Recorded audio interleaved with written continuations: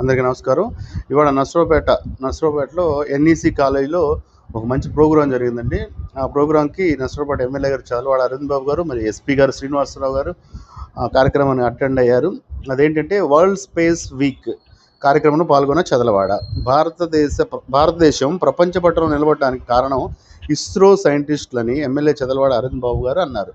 Narasaraopet engineering కళాశాలలో సోమవారం ఇస్రో ఆధ్వర్యంలో వరల్డ్ స్పేస్ వీక్ కార్యక్రమంలో ఎస్పీ శ్రీనివాసరావు ఎమ్మెల్యేలు పాల్గొన్నారు. ఈ సందర్భంగా ఎమ్మెల్యే మాట్లాడుతూ ర్యాకెట్లు ఏ విధంగా తయారు చేస్తారు, లాంచింగ్, శాటిలైట్ గురించి విద్యార్థులకు సైంటిస్టులు తెలియజేశారని అన్నారు.